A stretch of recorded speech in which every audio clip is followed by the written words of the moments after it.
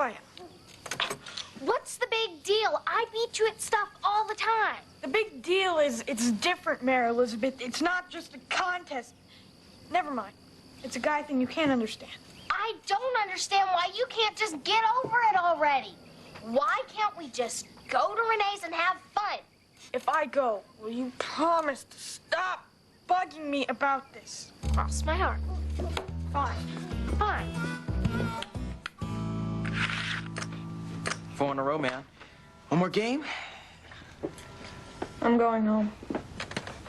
Why? Because I'm sick and tired of playing these stupid games I didn't want to play anyway. Collier, why don't you stay? I just made chocolate chip cookies. Oh, no, thank you. Why don't we play something else? We got homework to do. What's with him? Henry, why don't you go into the kitchen and get some milk? Thank you, Henry. Boys can be funny sometimes. Sometimes? Well, Collier may be acting this way because he feels like his manhood's being challenged. But he's only 13. Whether he is 13, 30, or 130. For men, it's always about competition. But it's just a game. It's not easy for boys to lose, especially in front of their girlfriends. And I am sorry to say, it doesn't get any better with age.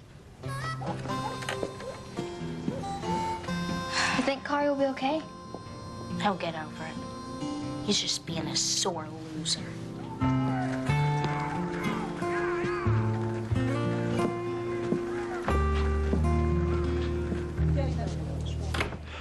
I've read both your briefs, and I understand that there's not been one appellate decision relating to the hate crime statute since its enactment in 1994.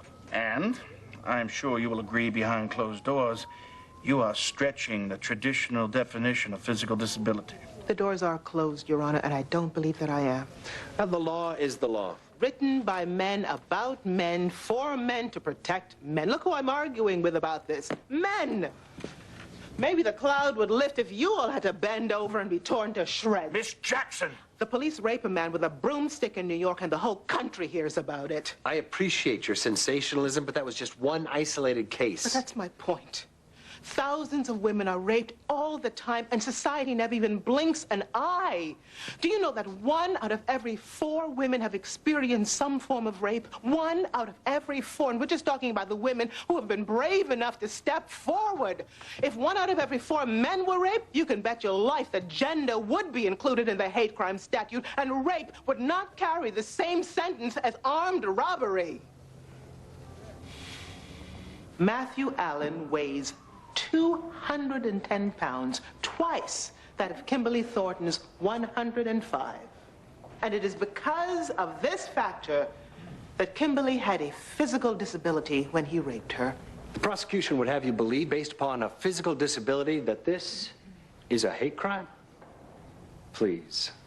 What kind of message does that send to people who are stricken with an actual disability? It's insulting. The Alabama hate crime statute protects people with physical disabilities against such crimes. You will be justified in your decision. This is nothing more than a woman who felt guilty after a wild one-night stand. A woman who woke up the next morning ashamed of what she had consented to. For the safety of yourselves, your wives, your daughters, you must find Matthew Allen not only guilty of rape, but of raping someone with a physical disability, thus convicting him to an additional 5 years. In the case of the state of Alabama versus Matthew Allen on count number 1, rape in the first degree, we find the defendant guilty.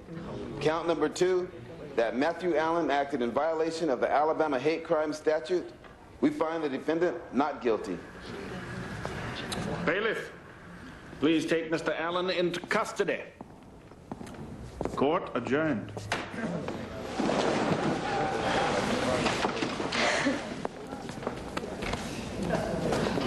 Thank you.